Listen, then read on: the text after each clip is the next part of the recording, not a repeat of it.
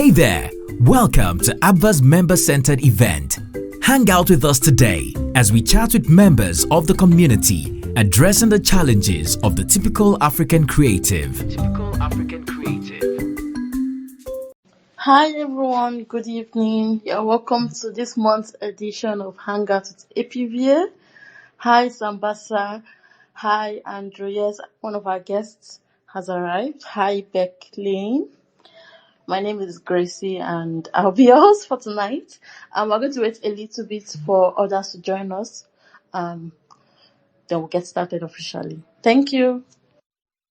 He's here. Oh, nice. Okay, we're ready. Okay, our speakers are on board and we are good to go. Good evening, everybody. You're welcome. Please, you can share this with others. They should join us. Today we're talking about money. So we're going to be talking about monetizing our skills as audio creatives. This is Hangout with APVA. What we do here on a normal day is to come together as a community of audio creatives to share our experience and to, learn from others who have done it and network with others. Okay, I can see one more person joined us. K Stylish, you are welcome. If you can hear me, please react. K Stylish. All right, so we're going to get started. First of all, we would like to know our guest, as usual. We need to know who you are.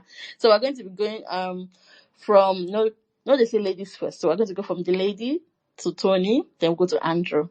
All right, Wangoi, please, you can speak. Tell us your name. Tell us who you are. Tell us your niche of audio creativity. Let's just get to know who you are. Hello. How is everyone doing? So my name is Wangoi Kimani and I carry the word money in my name. So yeah, really happy to have this conversation of like turning your audio skills into a source of income. I'm a creative entrepreneur. So mostly I write and perform poetry. That's the main thing that I do. But also I do voiceovers. I also do script editing. And I'm also co-running an organization called Female Poets Kenya, which is an association of female artists who are using art for advocacy. And also now around the same, we are definitely using our voices. And yeah, I think that's it as of now. I'll pass it over back to Gracie. Okay, Wangoi money. So these are lines. All right, thank you. So we're going to go to Tony, then we'll go to Andrew. Hi, Tony. Thank you for being here. Hi, everyone. Hi, Gracie. Thanks for having me. My name is Tony Onchakwa, mostly known as Tony Doe. I run my own audio production company, Tony Doe Media, and I have a background in radio. I still do a lot of consulting for radio. I create radio content. I create podcasts as well. I manage podcasts. And I think voiceover happens to be my most productive venture. So I also do voiceovers as well. An active member of the APVA and the secretary, or rather the regional secretary of the Guild of Private Broadcast Managers here in Nigeria. So I have some administrative duties as well. So I carry virtual files from one point to the other. It's great to be here. Thank you. You truly carry it from one place. So nice. Thank you. All right. So we have someone said money and do. Okay. Everything's aligned, right? So we have Andrew. Hi, Andrew. Thank you for being here. Hi, everyone. Hi, Grace. Thanks for hosting this conversation. My name's Andrew Sutherland. I am the owner of Big Mouth Studios and Voice Me South Africa. I am a sound engineer by trade, and I run my own recording studio, which I focus on audio post-production here in South Africa, and Voice Me is part of that. And that site is a casting site for voiceover talent, and we help clients primarily in South Africa, but also globally, connect with voice talent in South Africa. I've been in this industry for over 20 years, and I work as a voice artist, studio owner, sound engineer, partially directing voiceovers as well on certain projects. And yeah, I mean, I edit podcasts, I do commercials, I do films, TV shows, anything that makes a noise, I do it. Other than actually making music, that's something that I'll leave to musicians such as Hwangui to focus on. I've never been a musician, but yeah, I generally focus on helping new voice talent, kind of make the best of their talent and get trained up properly and help them with their marketing and their business side of voiceover, and get them going and get them earning. Amazing. Thank you for telling us all this. Like everyone here, as you've heard, in one way or the other, there's something happening, there's something being done from the end as audio creatives. So tonight we want to learn from you. Tonight we want to learn from each other. And I can see we have new people joining in. Akumu, hi. I can see Hamba. So sorry. I can see Fumi. I can see Kenyas. Oh, I can see T-Code. Hi, T-Code. I can see who else just joined us at this moment. I think that's all for now. So, we're still going to go around, with the questions. My question would go first to Tony Doe. So, Tony Doe, there's the Doe added to your name, just like Mo mentioned. Let's start from that before you tell us you're joining into audio creativity. So can you tell us where the dough is coming from, and at the same time tell us your experience or how you got started in the audio creative world? All right. Though really was an accident. It just sounded good. Sounded like something that rhymed quite well, quite easily with Tony. While I was working on radio, I was looking for an alternative to a name I was already using. I had a bit of practice in the music space, so I had a particular name I was using at the time. When I was making the transition to radio, it just didn't seem like what I wanted to be remembered going forward. So picking Doe was just kind of easy. It rhymed with radio. And of course, there's the affiliation with the the monetary aspect of it, which is, just kind of like a self-praise sort of. So my journey into media generally began in 2001. I worked as a production assistant on a privately owned TV we were working on. I put my voice to use. I was asked to voice a one-liner script for a documentary we were working on International Women's Day, and it turned out that worked, and I was told that this voice had a place somewhere in the media, and the journey, sort of like took off from there. About 3 years later, I ended up at a radio station affiliated with the TV station, and that's where things kind of opened up. Started, of course, with production and voiceover work. As I said, voiceover work has been the most productive aspect of my journey. In everything I've done, voiceover has been consistent in various aspects of it. So I did a voiceover gig in 2004, and it ended up opening doors to other opportunities. It opened doors to me having to co-host on radio. It opened doors to me having to voice documentaries. It opened doors for me having to narrate events. And so the journey began, and, we're still here. So of course there was radio, functioned in a number of capacities on radio. I worked on air. I worked behind the mic as well. Did a lot of production work. I was always fascinated with working with DAWs, Adobe Audition, Collider Pro. SoundForge was practically what I started with. And during the music days, it was Cubase and Cakewalk. So anyways, radio imaging became a strong fascination. And with a lot of what I was doing on radio, mixing sounds, sound effects, music, voices, effects on voices sort of became my signature on radio, apart from something else I did. And it continued. When I got tired of radio, all the bureaucracy and red tape, I decided to step back and build what we now know as Tornado Media. Initially, it started as Broadcast Hustle. The whole idea was for me to create radio shows that could be syndicated on different radio stations. I had this really grand idea of what I wanted to do. It didn't exactly fall into place that way. But while I was creating content for syndicated radio, the opportunity to create podcasts presented itself. I stumbled on podcasts kind of like by accident in this was around 2011, between 2010 and 2012. I'd stumbled on iTunes at some point, and then I was listening to on-demand versions of The Breakfast Club, which was off Power 100 in New York, DJ MV, Charlemagne the God, and at the time, Angie.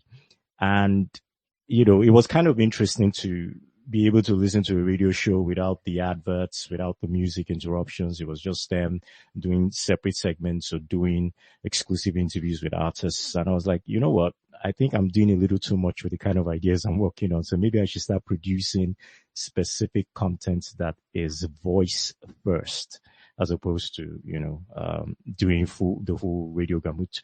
So that's how podcasting started for me. I started doing, quite a number of shows. I have plenty of podcast shows that are in the graveyard.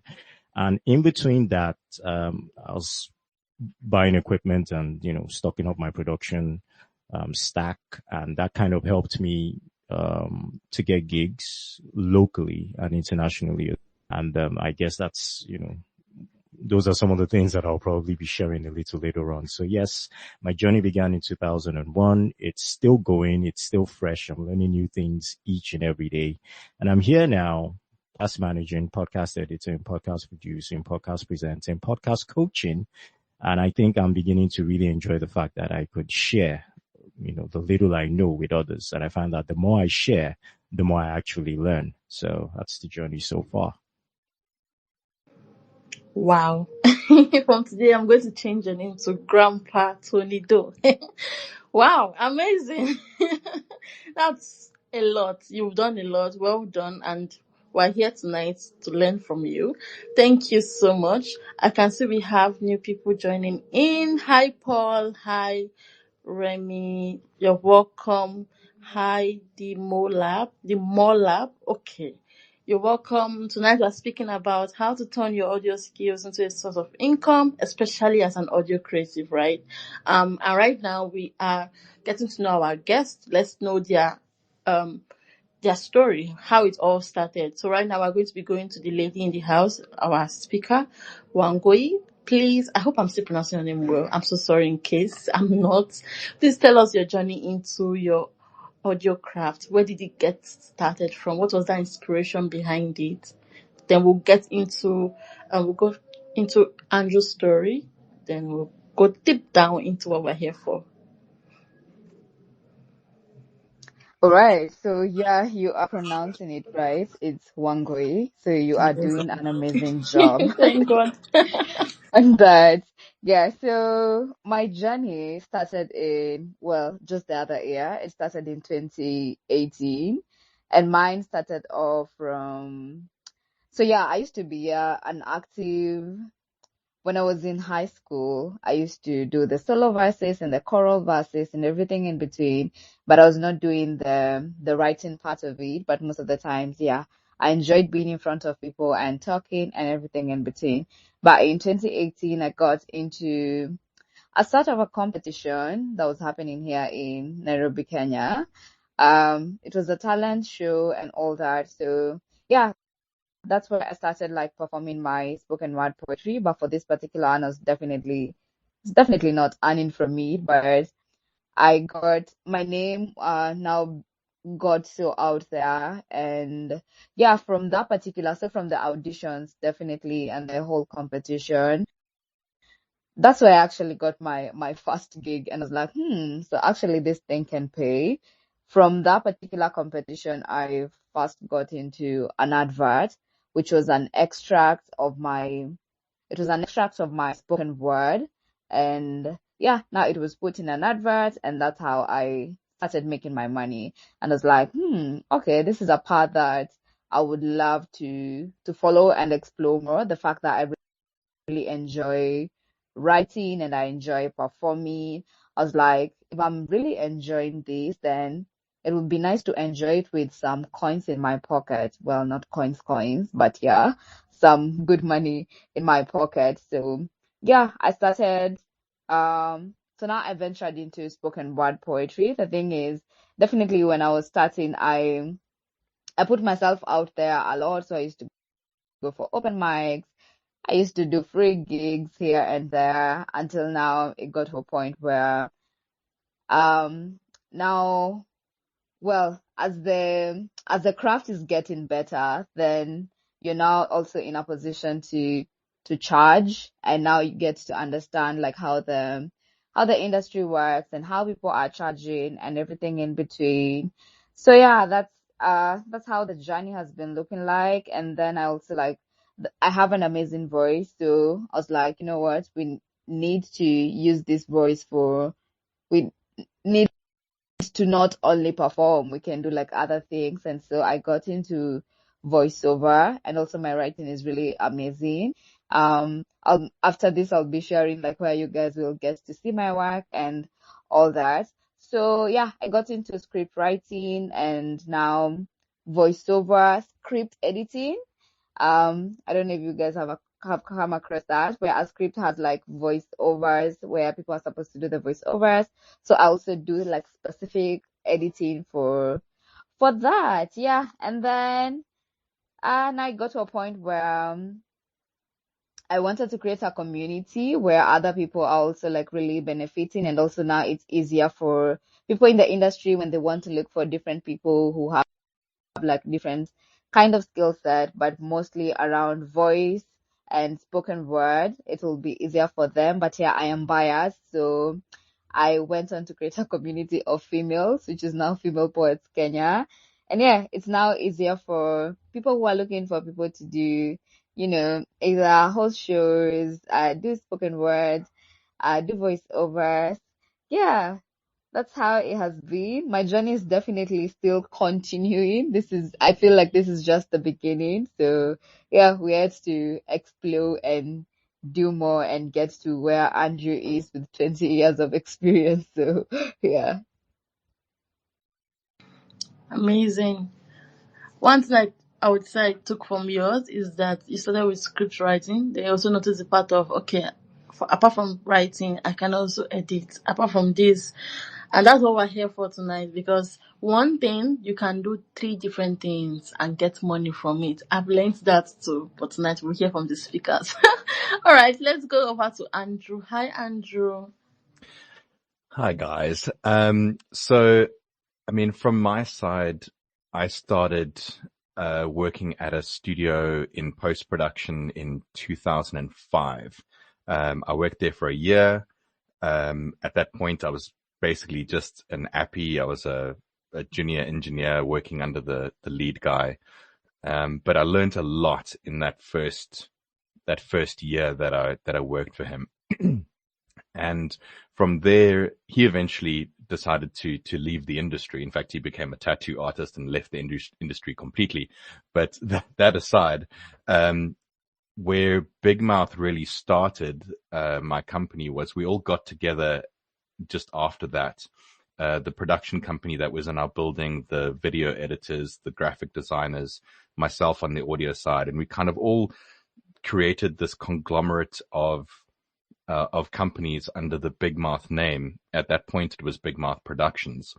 And we worked together for about 5 years from there. And after that, the other partners kind of went on their merry different paths and different ways.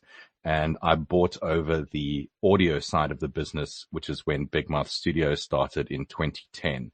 And I've been running that on my own since then. So that's been 15 years of running my own business. And then in 2019, I launched VoiceMe, which is the voice casting site. And the reason I did that was because at the time anyway, there was a lack of good casting platforms or voiceover databases where clients could accurately search for the voices that they're looking for their projects. And there were a few around, at least in South Africa, there was one or two around. But the search engines really didn't work that well, and they hadn't for a long time. So I set out to change that. I launched VoiceMe as a more upgraded version of all of those, and it's kind of morphed into a casting site as well as a voiceover artist education kind of platform. So I do a lot of consulting with voice actors and artists on how to start and how to get going and work together. But from my personal side, I started doing VO in 2010. And I started simple. I mean, I was basically doing guide voiceovers for the video editors so that they would use them as a placeholder for their projects. Because I wasn't really working as a voice artist just yet. I was mainly doing the sound engineering side of things. And I decided that I really actually liked doing this, and the clients that we were working with really liked my voice, and I started getting paid for those, even though I was just the sound engineer in the corner. So I started focusing a bit more on voiceover 15 years ago, and that's been my love ever since. I mean, if I had a choice to only do voiceover, that's what I would do. But it doesn't pay all the bills. So, running the studio and doing the other editing work and the mixing work and sound design and all of the other stuff, it all comes together. And, I think in this industry, even as a general audio creative, you can't just focus on only one thing. You have to be multi-skilled, and the more skills that you have, the more services you can offer, the more income streams you can create. So, if you are good at one thing, start there, add another skill down the line, get good at that, and keep adding. Start writing courses, or learn how to do copywriting, learn how to edit. At the moment, I'm trying to learn how to do video editing, but that's coming at a bit of a different pace for me because I'm really unfamiliar with editing video. I'm completely comfortable with audio, but video is another story. So I'm struggling with a bit with that. But it's all about adding extra skills and layering them so that you can offer the best service to the clients that are looking for a kind of one-stop shop where you can charge rates for each skill that you're bringing, and every single item that you can add onto your invoice is extra money for you. Wow, thank you, Andrew. Like, we're going to start from your point here. Have your skills in check. So for audio creatives here, I would like to ask, I don't say do you have any skill, because I believe everyone has a skill or two, but have you recognized the skills you have? Like, do you know the kind of skills? Do you know what you can do, what you cannot do? So we're just going to be going deeper into that. Let's start from Tony Doe. So let's go towards the part of podcasting. So as a podcaster, what audio skills can I have that can be monetized? The first I would say is production. I know a lot of people will say hosting, but the truth is everybody practically has a hosting skill, and you see that it's pretty rampant with a lot of creation, and then a lot of them get stuck. I was just, going through something right now. I'm actually as I'm speaking. I was listening to a number of podcast episodes today. I was looking for some Nigerians, trying to doing podcasts easily, and so I decided to check some of them out. And then I realized that having hosts really wasn't as much as people would have thought of initially. You can always find people who can either read a script thoroughly or are very great conversationalists. But what you now begin to struggle with is how the content comes together. So how does it come together? Where does the intro start? How long should it be? How do you segue into another segment? What kind of elements do you bring into play? What kind of music do you use if you have to? I'm sure, Andrew can relate with all this. So podcast production for me, especially now, is an essential skill. Whether you're using a typical DAW, which is a digital audio workstation. When we came into radio, I think Cool Edit was one of the most prominent ones on radio at the time. And then, of course, there's Pro Tools. Nobody's asking you to use any of these ones now. Cool Edit, of course, has evolved into Adobe Audition, which I still use. But we have lots of options right now. And one of my favorites that I love to see is Audacity. And I think Audacity was actually created with the podcaster in mind. Because with Audacity, you're not doing too much. You're basically just taking out, what's unnecessary and then keeping everything as compact as, required. But that's even for editing. Production itself, involves the whole idea coming together. What kind of intro are you going to create? What kind of, content are you going to have in total? How long would it be? How short would it be? What kind of conversations would you allow? Production is an essential skill in 2025. I think right now it's probably going to be the most, one of the most sought after skills to come. So I'm hoping that many of the people coming into the space, coming into the ecosystem will open their minds to realize that there's a lot more to do in podcasting than just speaking or being behind the mic or being behind the camera, depending on how you look at it. So, managing the full production arc from idea to audio file, thinking about the meetings, editorial meetings, the recording schedules, polishing the script, delivery. It's a lot to juggle, but it is really going to be very useful. And when people start taking my courses in podcast management, they will see how useful these things can be.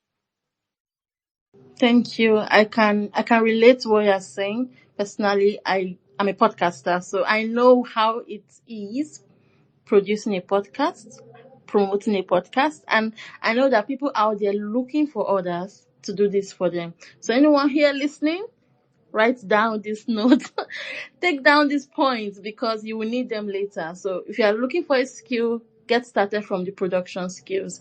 Thank you so much, Tony. So let's go back to Wangui. As a voiceover artist, as a spoken word artist, as a poet, how can someone monetize that skill using your voice? Where can they get started? All right. So, as a spoken word artist, first things, there are definitely a bunch of ways that you can make money, but the one that tops the list, the one that seems easier or the one that everyone runs for is definitely performances. But now the thing about performances is it might not really be sustained.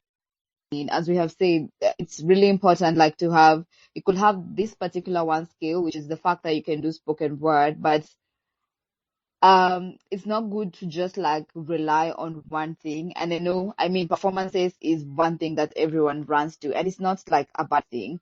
But anyway, apart from performances, which is a good way to make money, also you can monetize also by doing storytelling or narrations. And like in this particular like era that we are living in, when you find people are doing like, maybe let's say documentaries, you will find that they might have a narrator, they might have, or someone who's telling the story or doing the voiceover. So that's also something that people can monetize and make money from.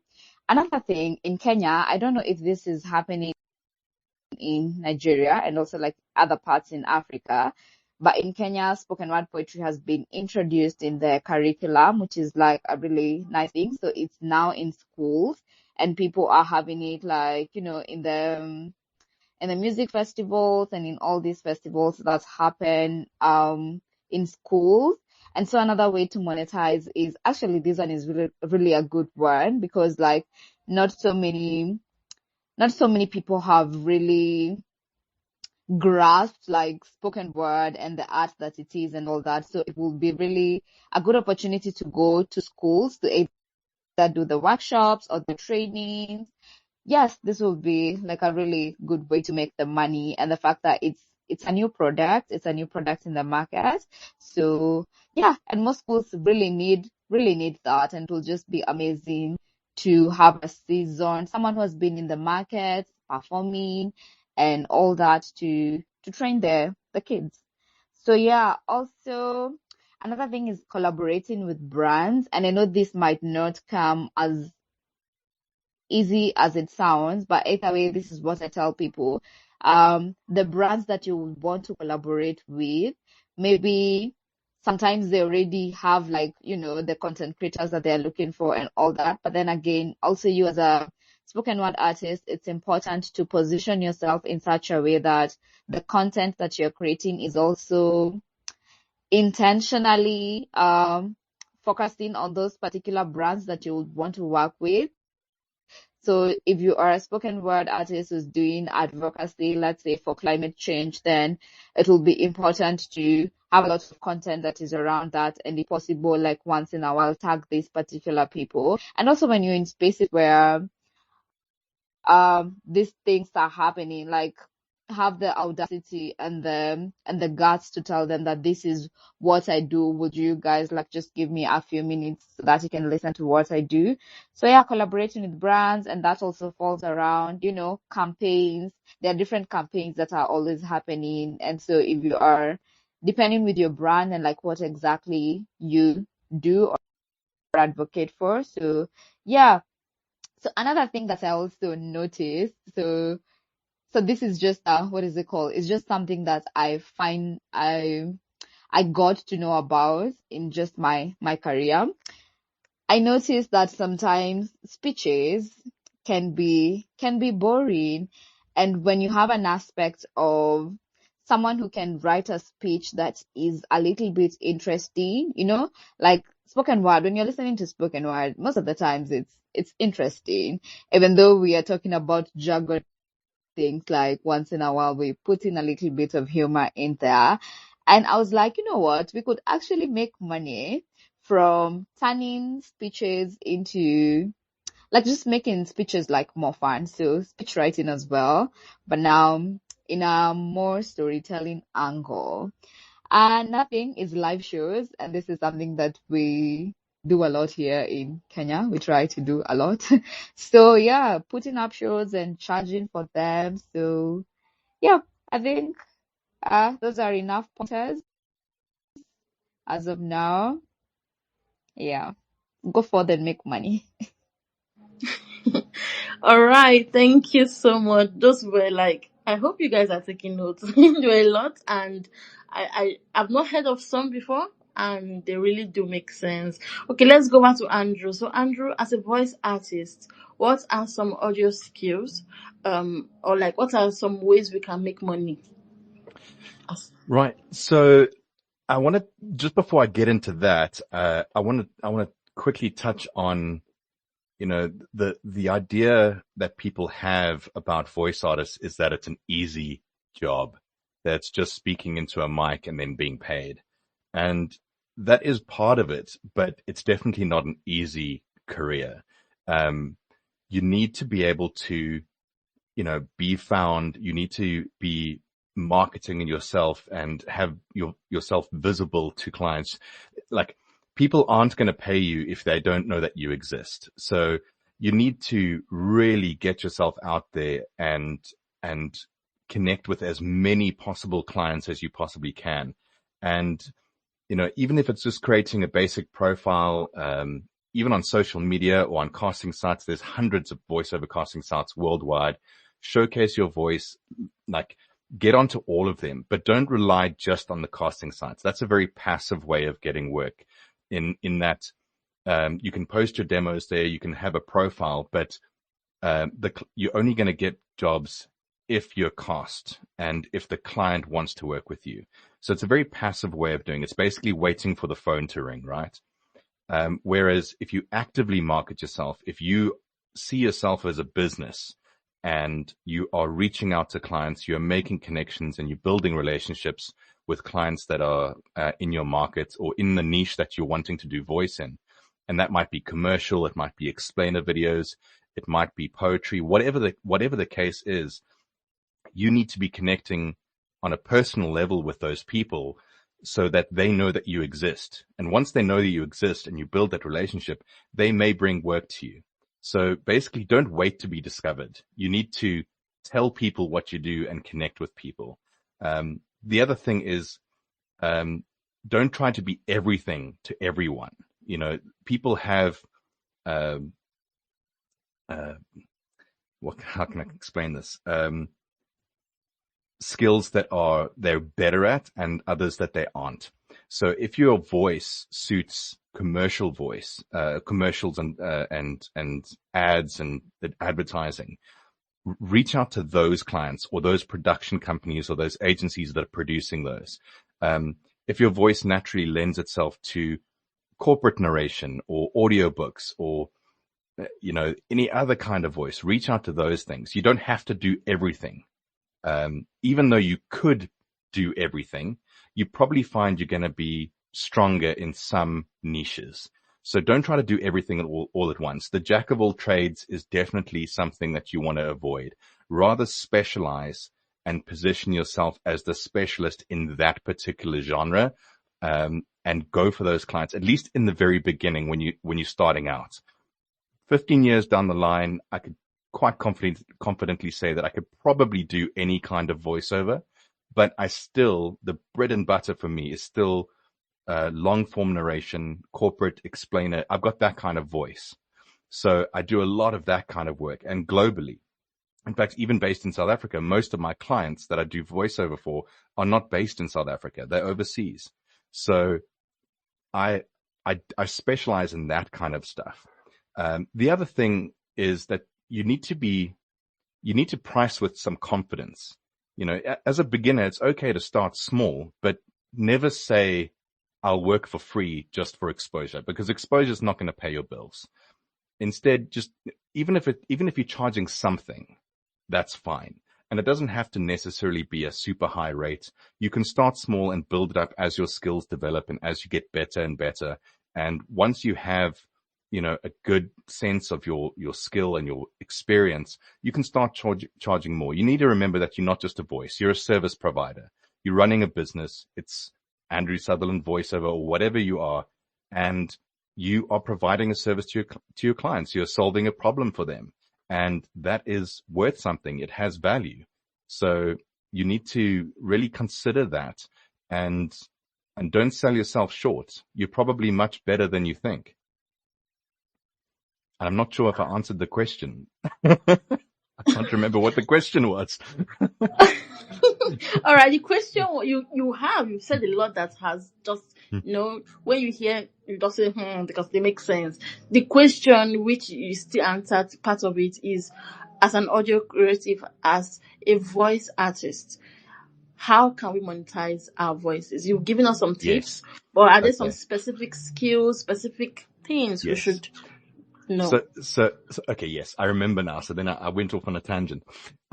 So there's a bunch of different ways. So the easiest way to think about it is that, you know, every business out there needs to sell a product or a service or something. Every business that exists in the whole world needs to have some kind of sales in it. That's what they need. And you can approach anybody in the entire world and sell them your services as a voice artist. You can help them sell their product better. And if you're trained and you can deliver a read that is more convincing than, you know, Mark down in marketing at the company who has never done voiceover in his life, their product and their ad or whatever they are producing is going to work better for that company. It is worth their investment in you to do it right and do it properly, because you can convince people to buy their product better than they can. So that's one way. The other way is to, you could do podcasts and Tony will speak more about monetizing podcasts, but that takes time and it's very difficult to monetize a podcast that is new, or if you don't have some kind of celebrity guests, or if you're not a celebrity yourself. So it's hard. But, you know, guys like Tony will be able to assist with kind of getting your engagement up. And I'll leave the podcasting talk to him. He's much more experienced than I am, but that's another way you can do it. You could if you're experienced enough, you could sell courses or workshops or training programs that help people learn more about. That's kind of what I do as well. So there's lots of different ways that you can sell yourself. Commercial is the easiest. There's audiobooks. The one part of voiceover that is doing very well right now is gaming. Gaming VO is becoming very popular, and especially companies in the US are starting to look for African talent for their games, because they are creating games that are more diverse and are targeting more people in different parts of the world. So they have characters that are African, that need African voices, as opposed to someone in America putting on an African accent and thinking that they're in Wakanda. It doesn't exist like that. So they're looking for genuine, authentic voices to use in their games. The same for audiobooks, the same for animated series, films, anything. There's so many different things that you can put your voice to. I can't even list them all here. The one that's very obscure is toys. Like there's every time you find one of those little small toys that you squeeze a button and it speaks to you, someone has recorded that voiceover and they've programmed it into the thing. And toys is a very weird niche market, but I do know a lady that specializes in doing voices for toys, physical toys. And that's what she does. There's tons of different places, where you could sell yourself, and it's never ending. Anything. The average person probably hears 200 to 300 voiceovers a day, if you were to count, and someone was paid for every single one of them. It might as well be you as well. Wow. Wow. Amazing. So I'm so the part about toys, okay. Please, who else is about to go to start researching on how to get started on that? Because wow, okay. Thank I you know so much, it is very Andrew. random. It is a very random little, very small niche, but someone's got Yeah. to do it. That's true. That's true.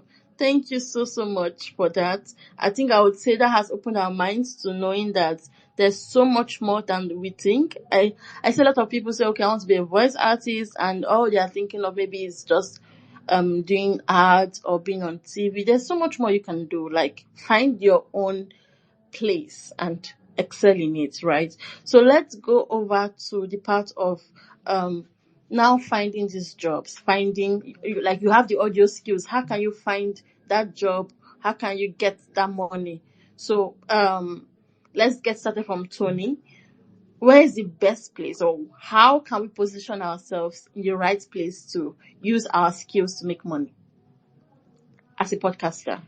Well, as a podcaster, to be honest, it's a lot easier to put yourself out there now than it was when we started. Your phone, your laptop, if you have one, is already your canvas. So that's, where you create what it is you're going to create. And, for a lot of podcasters who can't afford even more, the phone is already the first place. And then again, where are you found? Where is your museum? Where do you display what it is you do? It's social media. One of the things I found out again today is, yes, despite the fact that I'm always advocating for search engine optimization for podcasters, because these days you have a lot of podcasts and it's kind of difficult to find you if you don't have the appropriate keywords, is still word of mouth and social media. And social media is practically word of mouth for everybody, because this is where we have our conversations. This is where we're having a conversation about what we do right now. And I'm sure based on what we're doing right now, people are already searching for who we are, what we do, and trying to figure out whether or not they can afford our services. So social media is it's your template. It's your display room, if I can put it that way. It is where you can actually put out what it is you do. Very early on, I used to gather whatever it was I did and put them up. Before I discovered what podcast hosts were, SoundCloud was available. So with SoundCloud, I used to create a variety of playlists. I had playlists for my radio imaging work. I had playlists for voiceover work. I had playlists for some experiments I've been doing that I'm thinking of bringing into the podcast space, where it's just me playing a variety of funny characters interacting with each other. And I put them in all these places. And I would find something on social media, one of these things, and then use that to respond, leave a comment, and then share a link to what it is I do. So have a portfolio, have a place where you upload what it is you do. As I said, it's a lot easier now than it was when we started out. So with anybody right now who doesn't even have the resources to build an actual website, you can use a universal URL that links to your various social media platforms. Linktree, for instance, you can bring in your Instagram, bring in your podcast URL as well, bring in your other social media features, and then make sure that you're as present in the platforms you're really active in. It's good to be everywhere, but it's also good to know where exactly it is your value is best felt and where you're most comfortable. So be active on those social media platforms. Reach out to people on those platforms who you believe share the type of values you share. You don't have to pitch directly to them immediately. Strike up conversations about the industry. Read up. And it's one thing that people, do not pay attention to. Read up about your industry. Find out what goes on in the industry. Don't just be a part of the industry waiting for something viral to happen before you have a position on it. One of the things we need to do, especially as members of the APVA community, is social media platforms that there's more to what we do than, what they think we do. I'm grateful for what Andrew has just shared about the fact voice could be used in a toy. I was content with gaming and chasing animation. Now I've seen another angle. So these are the things that happen. Use social media for a little more than the gossip you get exposed to, for a little more than the viral things you get exposed to. But when you use social media, where are you telling people to go check you out? Put clips, of what it is you do here. There are tools that can help you do that. Whenever I put out a podcast episode, I usually try to get about 3 bits of 30 to 60-second clips of the podcast episode where I paste here, and then it gets people's attention. I've been able to get voiceover gigs just from somebody listening to a bit of my podcast. So while you build your portfolio, use the social media channels to put yourself out there. In the APVA community, we do something every Monday. Gracie, you know this. You're a community manager, where we come and we display, we put it out there. This is what we do. Find us here. This is important to find your community. And I'm grateful that system is opening up more to collaborative efforts. We're having a conversation with people from different parts of the continent, and this is fantastic. So when we're able to bring ourselves together and work as collaborators, it also helps with amplifying what you do. I like something Andrew said, and this is even interesting. I'll tell you now that if you go to a church where a basic thing as a church announcement is being made, make it your duty to handle that church announcement. If you have a voice for it, if you're into podcasting, voiceover work, or even spoken word, take over and begin to do it. A few years ago, I was in a different church at the time, and I just approached the pastor. I was like, you know what? These announcements that you keep reading, you could really sound better, than what, you're currently doing. And he's like, how? I'm like, give me a script. So he gave me a script. We did a production, and it sounded awesome. So myself and my wife began doing voice work for the church in terms of announcing guest profiles or reeling out church announcements at the end of the service. I didn't know that in the same church there was a producer who worked with an advertising agency who had been paying a lot of attention. Now he knew I had radio background, but he didn't know how connected or networked I might have been. So he approaches me. He's like, okay, look, they're building like a database and, something is about to come up. Do I have a portfolio? I'm like, portfolio? Okay. Which one do you want? So I sent him what I had. And, for about 2 years now, I've been doing exclusive voice work for some major brands, one of which is Nestle's Maggie. So put yourself out there. If you know you have it, put yourself out there. I like what Tolu is doing with Voiceverse. I'm really excited about that community as well. I like the fact that the guys who come into the Voiceverse are proactive. There are a lot of people who could come in and be like, you know what, I don't know if my skills are good enough, but no, people are doing stuff, posting on Instagram, coming into the community and sharing the links, and we're all like excited to teach you. And then Tolu takes time out midweek to, teach specific requirements that are not exactly taught in voiceover classes during the week about how to actually put yourself in a position to be noticed. So there's so many opportunities. There's no one way about this, to be honest with you, but wherever you are active, let people know in that community that this is exactly what you do.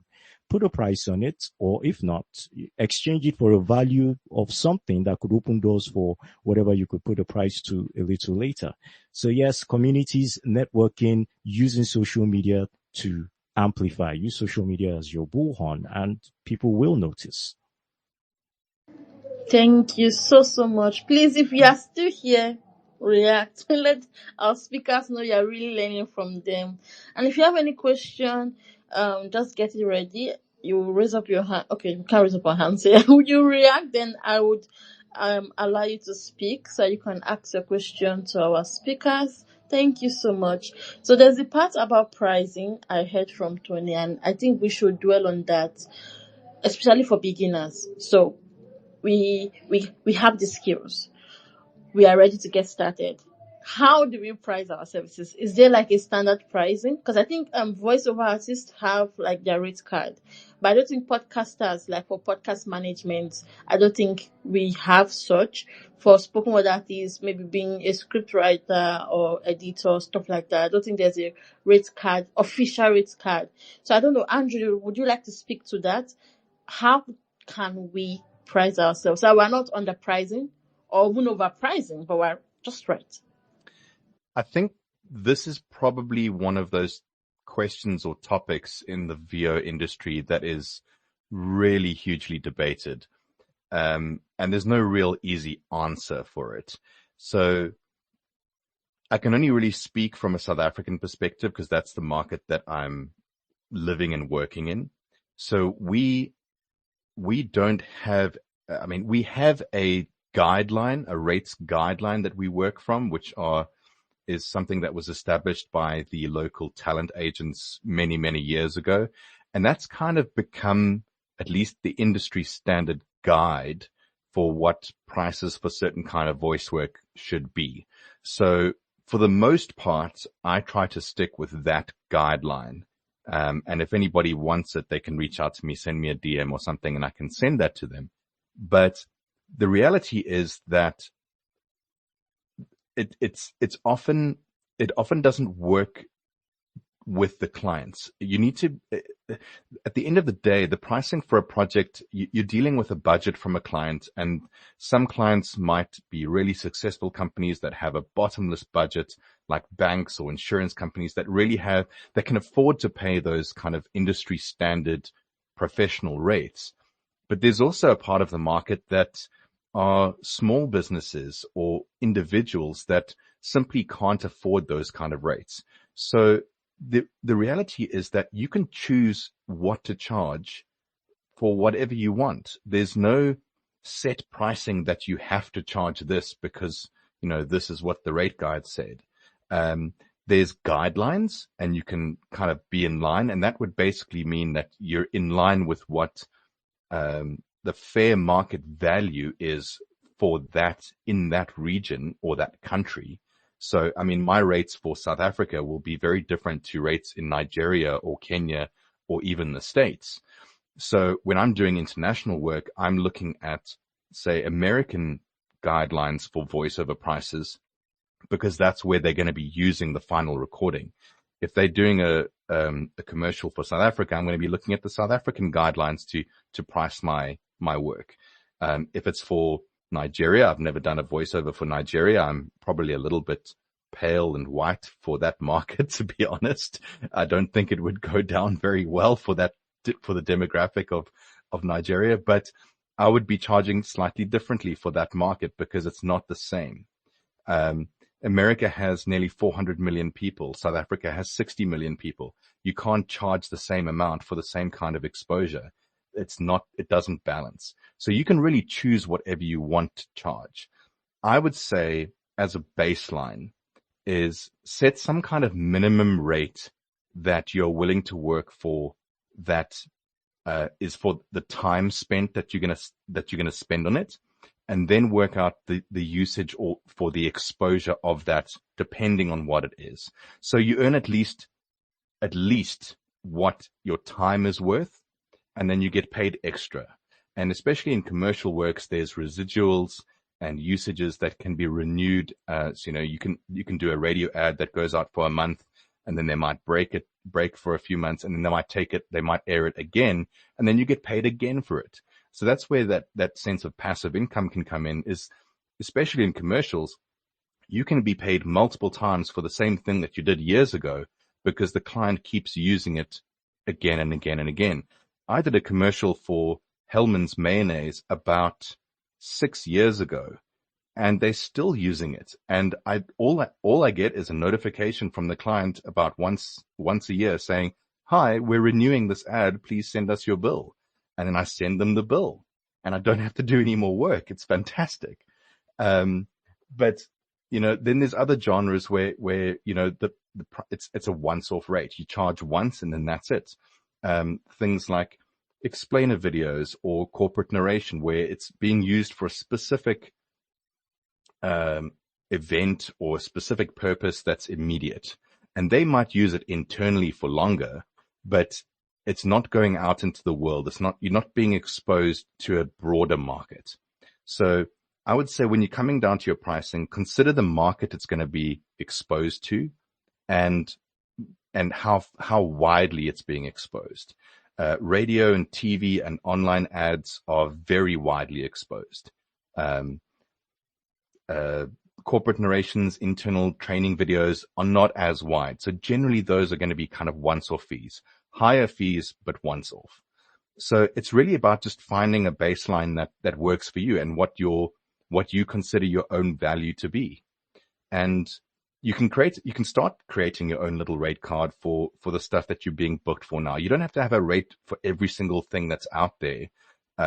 You can figure it out as you go. But if you are starting your journey in, say, commercial voices, work out something for yourself for your big 5 genres, your radio, TV, online, streaming, and say maybe podcasting ads, and have a rate for those and have a 1, 3, 6, 12 month usage for those. That can be the start of your rate card. When you start getting booked for narrations or long form stuff or corporate AV, add that to your rate card. Figure it out. Figure out how long it's going to take you to read that script and how much it's worth to you and how much it's going to be worth to those clients. Yeah, thank you, Andrew. I totally agree with you. So anyone here, your assignment from tonight's session, go and create your rate card if you don't have one yet. Because if you are pitching out yourself and trying to find jobs, when it comes, you need to be ready. So get those rate cards going. And let's go over to Wangu. So I have a question for you for voice artists, spoken word artists, in general, from your end. We'd like to know, for anyone ready to start, what do you think should be the first step in going all out and getting monetized? Could you kindly repeat the question, kindly? Okay, the question is, for anyone who's ready to start, what do you think should be the first step to take? The first ready to step when you want to get monetized? Yes. Okay. I think it's also like related to, so when you almost I don't think it's an almost or anything, but now when you are in the process where you're definitely doing your art and now you're in a space where you want to start making money from it. So this is something that I really learned the hard way, and being in an industry where, as Andrew was saying, for them they have like a standard rate. For us here, it's to be honest, I've never heard of a standard rate, and there's nothing that really guides you that this is how you're supposed to charge, like maybe your performances or what you are, what exactly you are doing. Could be the voiceover, the spoken word artist, could be the performances. Like we really don't have a standard one, and for me it was really important for me to. So we already have a community of poets here. It's just that maybe there is no like a specific group that governs us, but there's definitely a community. So for me, if I'm being honest, it was more of having conversations with the people who have been doing it for some time. So I sat down, had conversations with them, like, how do you charge if like this is a gig and all that? Like, so I had to ask those questions. And now that I'm in a space where I'm also like leading a group of female artists. So when you get to that point where now you need to charge, and remember we are like we are all like different artists, and what I'm bringing is not like what everyone else is bringing. So as we have said, it's important to have a minimum rate, but then again, depending with what the client is asking for, then write down all those things and see like what it's gonna cost you, and I'll like, yeah, do the math. So, and definitely have a rate card. It's important to also like compare notes with other people who are in the industry just to see what people are charging. But then again, you don't have to charge what they are charging, because I could be bringing something, I could just be having an extra spice to what I do. And with that extra spice, it definitely gives me the leeway to charge more and all that. So yeah, it's get a rate card, like know the different rates that people are charging, and also like know what your worth is. Yeah. Know what your worth is. Thank you so much. All right, we're going to be going to the audience. If you have a question, please can you react right now so I can allow you to speak, because time has gone. This is 8:07 right here in Nigeria. Is anyone here with a question from what our speakers have mentioned tonight? Like, there's just been a lot of, I don't know what word to target as, but there's just been a lot of work. Okay, we have someone here. Akumo would like to ask a question. I'm guessing, right? Okay, she reacted, so yes. So I'm going to invite you to speak. Then anyone wants to speak, please, you can request to speak and the mic would be granted to you. So Akumo, I'm inviting you to speak. I don't know if you are receiving the notification. Olajide, I don't know if you, okay, I think,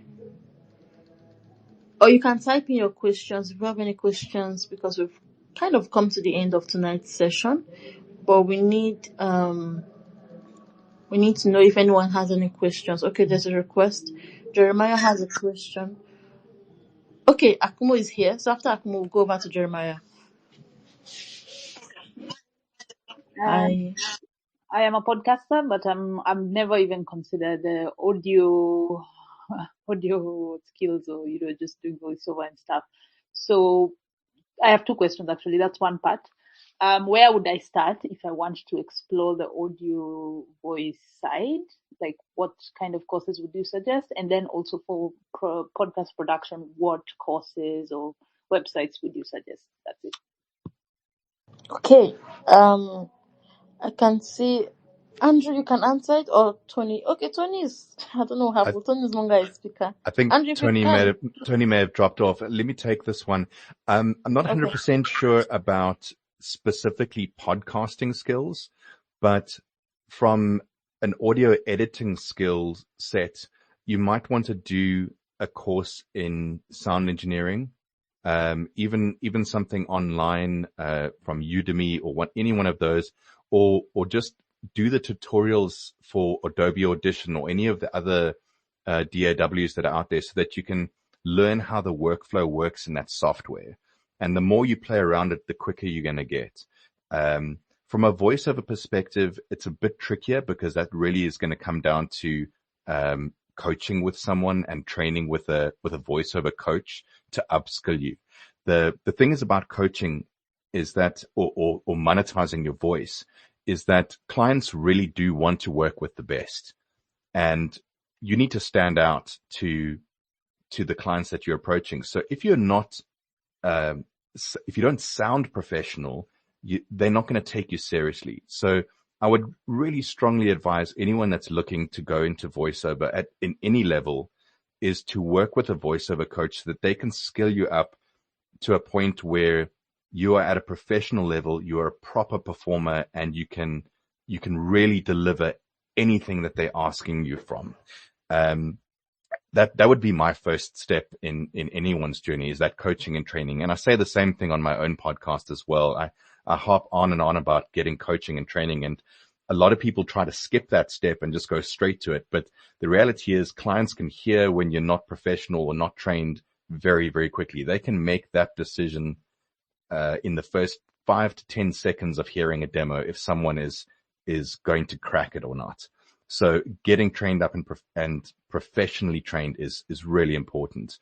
As for the audio editing, there's thousands of tutorials for Audacity and Adobe Audition and all of the doors out there.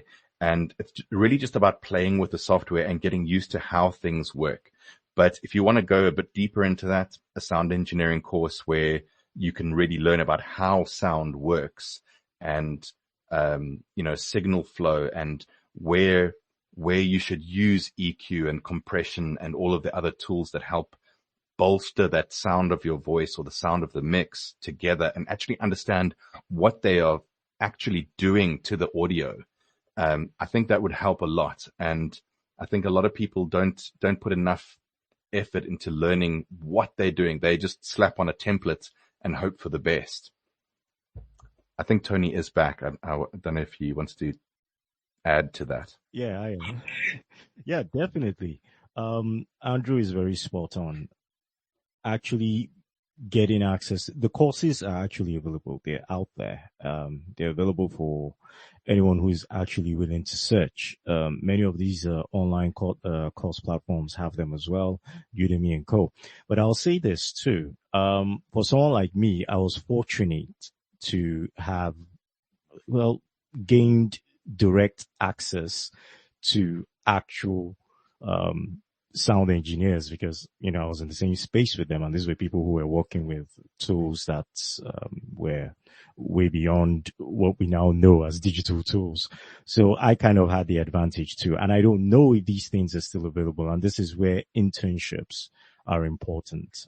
If there are young people in the space here, I'll tell you this: if you have desires to work in a media space, especially as a front of camera, front of microphone type of person, one of the best ways you can get into these spaces is to work as an intern in production. You'll be amazed at the amount of skills you'll be exposed to in those spaces. Away from that, if you're online, if you're very active online, YouTube is an incredible resource. I have a specific person I can refer to on YouTube. Even though he's pivoting into AI now, he still has lots of videos that can help you get off to a great start if you're working with Adobe Audition. He can help you get off to a great start if you're using Audacity. He has a radio background. He runs his own radio imaging company. I'm talking about Mike Russell. That's Mike, M-I-K-E, Russell, R-U-S-S-E-L-L. Search Mike Russell Audacity or Mike Russell Adobe Audition. His channel will pop up in your face. He's very easy to listen to. He's very hands-on. His lessons are practically bite-sized, and a lot of what I picked from him are things I was able to build my own templates on. So one of the another, really, just like Andrew said, you have to be interested and committed to learning, because it goes beyond you just taking a template that has been shown you. So you have to actually have a passion for what you're hearing, and it will help you develop along the way. A lot of the things I developed along the way came from how I imagined I wanted to hear these things.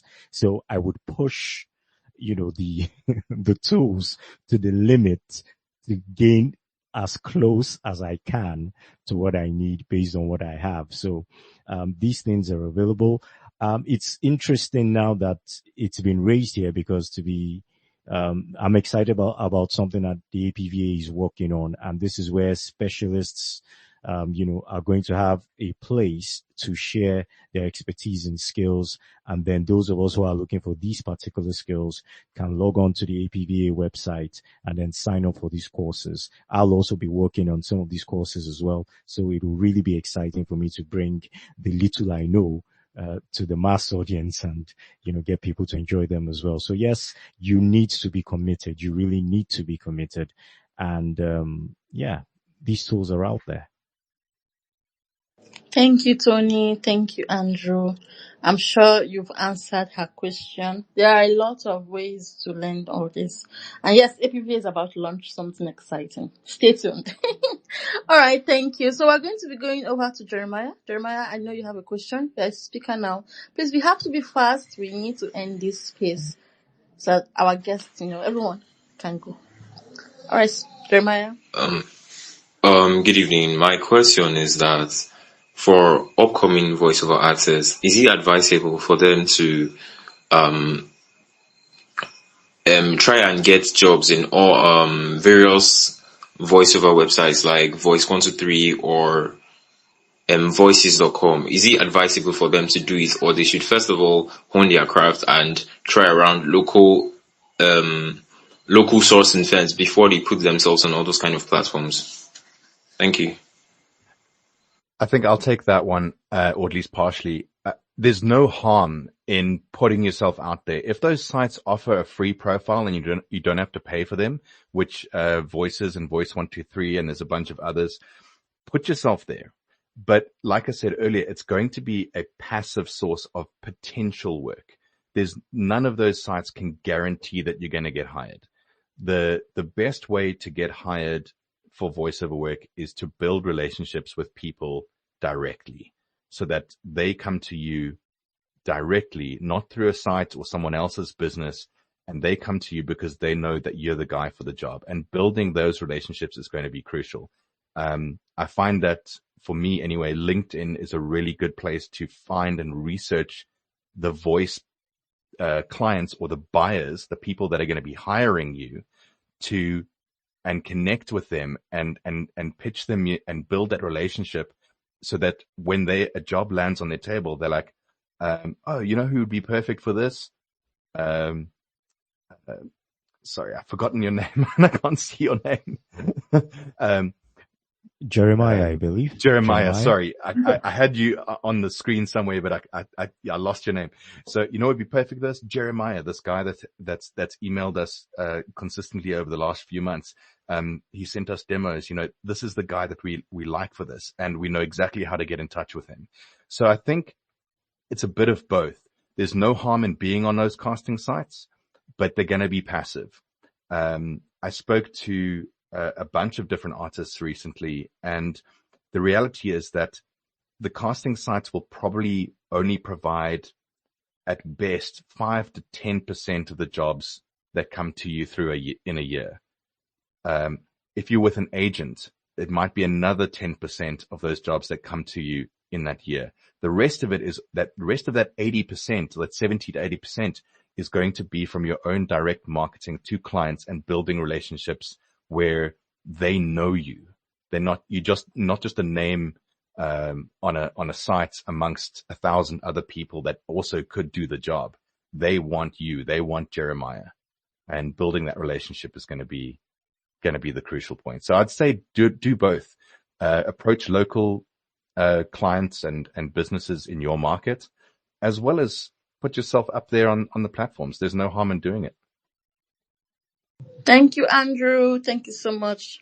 We're going to do the next question from Victoria. And I guess that is the last question. Okay. Yes, it is. Thank you very much. Good evening, everyone. All right. My question is based on voice cloning. Like I've been receiving some, I don't know, should I say funny emails or if they are actually important or good. Like recently I got a mail for voice cloning, and I don't know if it's a company or an individual. They offered to pay me some amount of money to clone my voice. So is voice cloning good? Or I don't know how to ask the question. Like, is it good to accept that kind of offer? Is it a good thing? Is it not like stealing my, I don't know. I don't know if my question makes sense. I don't know if that makes sense. 100%. It's a tough Thank one. you. I haven't dealt with anyone asking me for my to clone my voice. But there's a couple of things that you just need to look out for, and a couple of questions that you need to ask the client that's looking for that. There's an organization in America called NAVA, and if you go to their website, it's navavoices.org. They've got a section on AI questions, and these are questions that you can ask the client. Will my voice be used to synthesize and create derivative works, or will it be used to expand a data set in order to create a merging of different voices that don't sound completely like you, but is a conglomerate and a mixture of different voice data that creates a new, completely synthetic voice? Will the data that in the recordings that you provide be used to train AI? What is the purpose of what they need this data for? So that would be something I would suggest looking at. It's navavoices.org/AI questions.